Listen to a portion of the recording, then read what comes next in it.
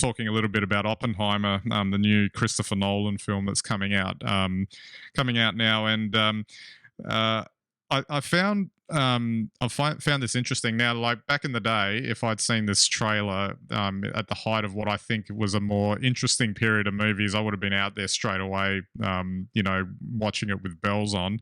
And I did. I'll admit, when I saw the trailers, and and obviously I do.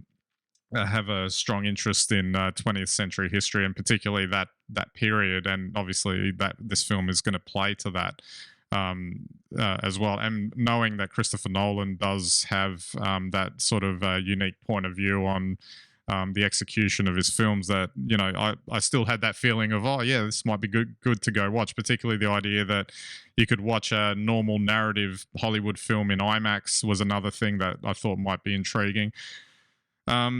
For me, I still don't think I'll go watch it, because I just, at the end of the day, just come to it thinking that I've passed the idea of that being an interesting experience. I don't know if this is quite where I wanted to take this, but I'll say it anyway. Something happened, post-COVID period. I don't know what it is, but I just don't find what I would call a legacy entertainment venue as interesting anymore. And I've always been like that. If at some point, if I don't find it's relevant or whatever it is relevant, I just kind of move on from it, as opposed to trying to recapture whatever the magic was. Because equally speaking, Barbie's opening up the same weekend, and you're just kind of thinking, well, that's going to make more money than Oppenheimer, and what world are we living in? Well, that's a good question. I mean, maybe that's a segue into the whole other opinion piece that came out this week. I mean, God forbid the actors are getting ripped off. AI is going to take over.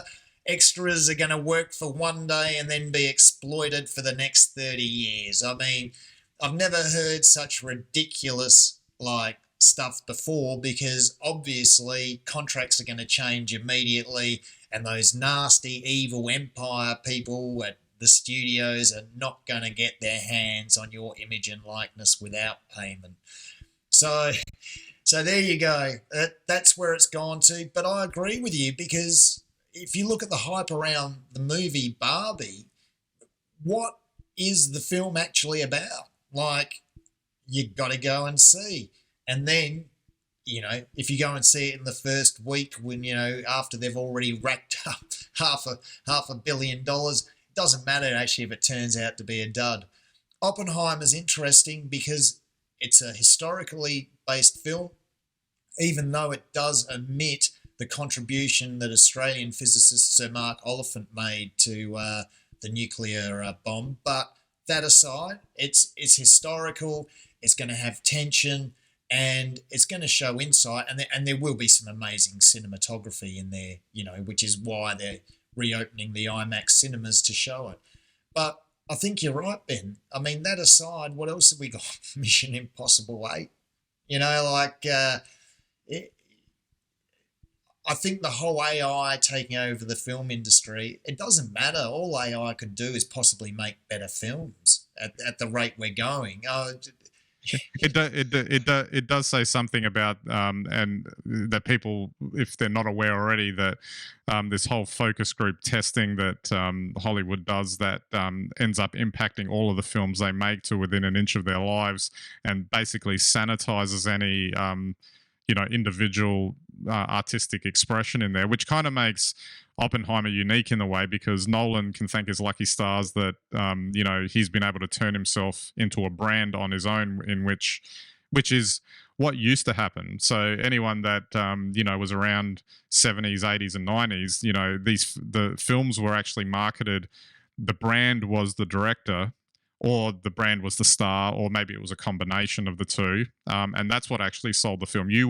I used to remember, if Spielberg had his name on a film, I'd be going to see it regardless of what the subject matter was about. And Nolan kind of has that as well, but he's really kind of the only one still left standing that can. Well, it's true. I agree. After James Cameron's last effort, I think you're right. Christopher Nolan can still make a big film with meaning and depth. But like you, I don't know if that's going to be enough to get me down to an IMAX to see it. And I think that's the problem with the film industry. Don't worry about AI. The last 10 years has seen Hollywood basically self-destruct any artistic or creative merit in the filmmaking process. Good on them. They make great films that apparently people are still going to and love, and they're lots of fun, and they sell lots and lots of merch. Love it. Great. Good on them. But, it's probably not even right they call themselves Hollywood anymore. That's right. A good film is one that makes profit, right? That's the main thing, and I can actually see it too, because another turn off for me was when I looked up the IMAX ticket pricing here, and it was like $50 for a ticket, and I thought, OMG, are you kidding? Nah, and I said nope. I'm not doing it. I'll just watch it when it becomes part of one of my subscriptions. God, that's going to want to be one good film. Yeah, absolutely.